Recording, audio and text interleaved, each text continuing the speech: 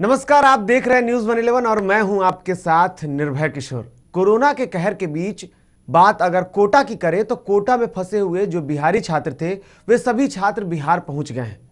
इससे संबंधित जानकारी दी है राज्य के परिवहन सचिव संजय अग्रवाल ने।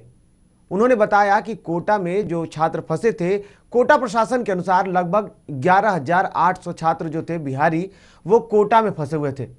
ये कारण था उनके फंसने का, वो था लॉकडाउन के कारण वो लोग फंस गए थे। इन सभी छात्रों को 11 ट्रेनों के माध्यम से बिहार वापस लाया गया है। उन्होंने यह भी बताया कि बिहार सरकार ने प्रति ट्रेन 7 से 8 लाख रुपए खर्च किए हैं और इसको खर्च करके उन्होंने ट्रेनों की अग्रिम बुकिंग कराई थी। कोटा में फंसे छात्रों को वापस लाने के लिए बिहार सरकार ने लगभग 78,45,000 रुपए खर्च किए हैं। हालांकि कोटा से आए इन छात्रों को स्टेशन के प्रॉपर स्क्रीनिंग कर उसके बाद उन्हें विशेष बसों से उनके घरों को भेज दिया गया, जहां उन्हें होम क्वारंटाइन होना पड़ेगा। लेकिन इन सबके बीच सवाल उठता है कि जब इस तरीके की व्यवस्था थी, हालांकि सरकार ने पहले कोशिश नहीं की थी। जब बिहार सरकार की बात आए तो कोटा को लेकर के बिहार सरकार बैकफुट पे गई, विपक्ष जो था वो मजबूत हुआ। लेकिन इन सबके बीच जब अब सरकार बता रही है कि उन्होंने इतने पैसे खर्च किए, तो आखिर अगर सरकार ने इतने पैसे खर्च किए तो फिर जो छात्र कोटा से आ रहे थे उनसे बज़ाब्ते रेलवे ने पैसा वसूला था। तो सवाल उठता है कि आखिर ये पैसे खर्च कहाँ हुए।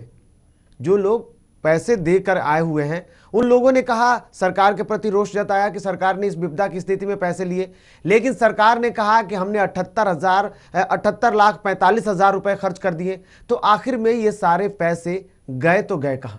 लेकिन इस सब के बीच परिवहन सचिव ने क्या कुछ कहा, वो सुनते हैं। कि 53 ट्रेन कल तक आ चुकी हैं और 53 ट्रेन से लगभग 65,000 यात्री, जिसमें 62,000 तो सीधे ट्रेन से थे और आसपास जो अन्य सड़क मार्ग से कुछ बॉर्डर्स पे आए थे उनको ले करके, उन सभी यात्रियों को ले करके बस के माध्यम से संबंधित प्रखंडों में, जिलों में पहुंचा दिया गया है।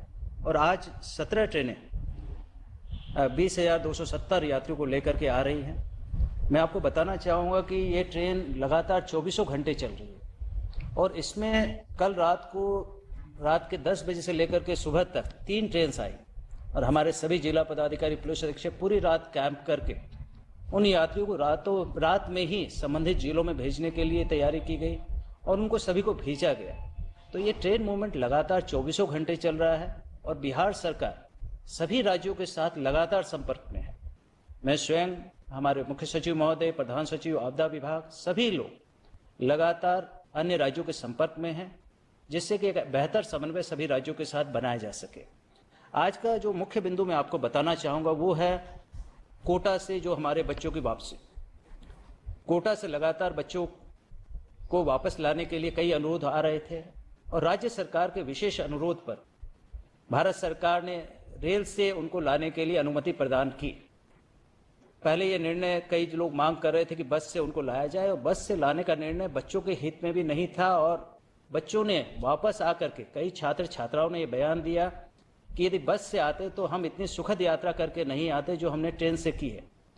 ट्रेन में टॉयलेट की फैसिलिटी है, सोने की फैसिलिटी है, सुरक्षा है और कोटा से यदि बस से आते 24 घंटे 48 घंटे में तो काफ़ी असुरक्षित माहौल में वो आते और रास्ते में, चूंकि अधिकांश जगह अभी लॉकडाउन के कारण रेस्टोरेंट, बीच में ढाबे सभी बंद है, तो उनको कई प्रकार की परेशानी का सामना करना पड़ता है।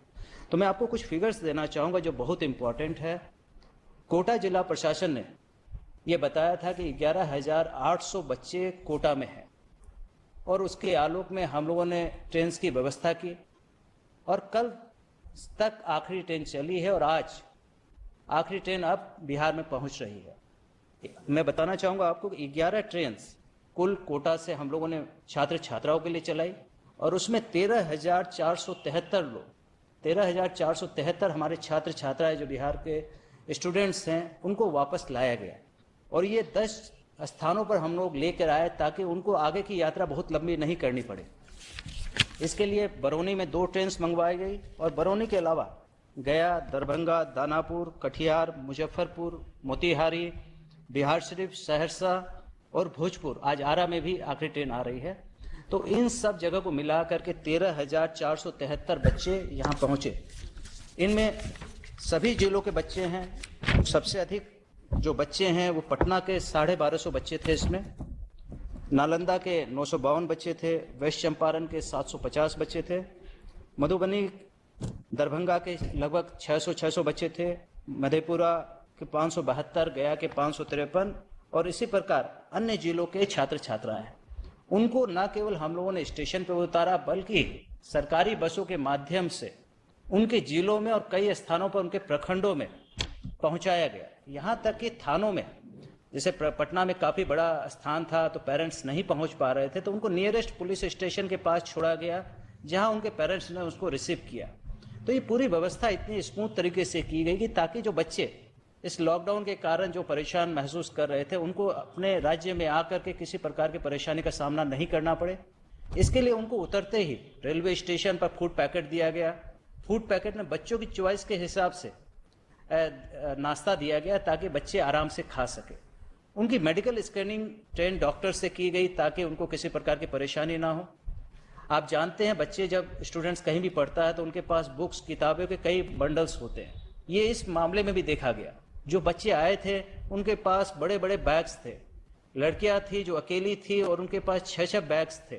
तो उसके लिए राज्य सरकार ने कूलियों की व्यवस्था की। पटना में एयरपोर्ट से हम लोगों ने ट्रॉली ला करके वहां उपलब्ध करवाई ताकि बच्चे आसानी से चल सके। बाकी जगह रेलवे के माध्यम से ट्रॉलीज उपलब्ध करवाई गई। तो इन सब चीज़ों का भी ध्यान रखा गया। जो बच्चे आए उनके पेरेंट्स से मिलने के लिए प्रॉपर व्यवस्था हो वो भी हम लोगों ने ये पूरी बात करवाई। और लेकिन साथ ही हम लोगों ने ये भी देखा कि डीएम एसपी स्वयं मौजूद रह करके हर जिले में पूरी व्यवस्था का उन्होंने समन्वय किया और इसके कारण पेरेंट्स को किसी प्रकार की परेशानी नहीं आई।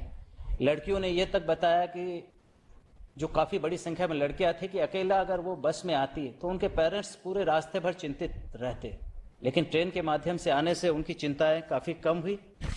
और जहां तक पेमेंट की बात थी, ये हमेशा ये बिंदु सामने आता रहा। तो राज्य सरकार ने बड़ी पहल करके, एक समय ऐसा था कि बिना पेमेंट के ट्रेन का बुकिंग नहीं हो पा रहा था, तो राज्य सरकार ने स्वयं पहल करके पूरा भुगतान एडवांस में रेलवे को किया। एक ट्रेन के लिए लगभग 7 से 8 लाख रुपए का भुगतान पटना डीएम के माध्यम से हम लोग आरटीजीएस करवाते थे और उसके बाद ट्रेन का मूवमेंट बुक हो पाता था। तो राज्य सरकार ने इस पूरे 11 ट्रेन के लिए लगभग 78,43,000 रुपये का भुगतान किया और एडवांस में हम लोगों ने रेलवे को भुगतान किया ताकि हमारे जो बच्चे हैं, हमारे जो छात्र छात्राएं हैं, उनको किसी प्रकार का भुगतान नहीं करना पड़े। तो ये व्यवस्था की गई ताकि बच्चे आसानी से आ सके। जो बसों में उन्होंने सफ़र किया उसका भी ध्यान रखा गया कि बसों को पूरी तरह सैनिटाइज किया जाए ताकि बच्चे जब सफ़र करें तो उनको किसी प्रकार, और यही हमारा प्रोटोकॉल जो श्रमिक हैं उनके लिए भी किया जा रहा है कि बसें जब भी एक बार उपयोग में आ जाती है उसकी धुलाई और सैनिटाइजेशन की व्यवस्था की जा रही है। तो ये सारी प्रक्रिया के बाद अब कोटा से आज हमारी आखिरी ट्रेन पहुंच रही है और बच्चों में, छात्र छात्राओं में, उनके अभिभावक में काफ़ी खुशी है, संतुष्टि है। और वो लोग सभी लोग राज्य सरकार का उन्होंने धन्यवाद दिया कि अगर हम लोग बसों से लाते इन्हीं 13,000 बच्चों को तो आज की कंडीशंस में 20 से अधिक बच्चे एक बस में नहीं बैठ सकते क्योंकि 50% कैपेसिटी से लॉन्ग डिस्टेंस में अलाउड नहीं है। तो हमें कितनी अधिक बसेस की व्यवस्था करनी पड़ती है और प्रैक्टिकली ये संभव नहीं हो पाता। इसीलिए राज्य सरकार के निर्णय की सभी छात्र छात्राओं ने, पेरेंट्स ने काफ़ी संतुष्टि जाहिर की और अब बच्चे सभी अपने घरों पर पहुंच चुके हैं। राज्य सरकार ने उनको हिदायत दी है, जिला प्रशासन ने हिदायत दी है कि वो अपने घर पर 21 दिनों तक होम क्वारंटाइन में रहे। जो बच्चे हैं, कम एज के हैं, माइनर हैं, लड़कियां हैं, तो राज्य सरकार ने ये निर्णय लिया कि उनको होम क्वारंटाइन फैसिलिटी में 21 दिन तक रहना पड़ेगा और सभी बच्चे इस रूल को फॉलो कर रहे हैं। इसके लिए सभी पेरेंट्स से डिक्लेरेशन भी लिया गया। तो ये कोटा के संबंध में सारी बात है। और अभी इसके अलावा कल 24 ट्रेनें एक दिन में राज्य सरकार ने रेलवे से ली और कल 24 ट्रेनों से बहुत बड़ी संख्या में श्रमिक बिहार में पहुंचे और उसको लेकर के लगभग 2200 से अधिक बसेस लगाई गई ताकि जो श्रमिक आए उनको बिना इंतजार किए उनके प्रखंड क्वारंटाइन सेंटर पे भेजा जा सके। तो ये सारी व्यवस्थाएं की जा रही हैं ताकि जो हमारे इंटर स्टेट से लेबर मूवमेंट है, जो हमारा इंटर स्टेट से स्टूडेंट्स मूवमेंट है, उसको हम लोग बेहतर तरीके से बिना परेशानी के पूरा कर सके। बिहार और झारखंड की तमाम खबरों के लिए हमारे YouTube चैनल को सब्सक्राइब करें और बेल आइकन दबाना ना भूलें।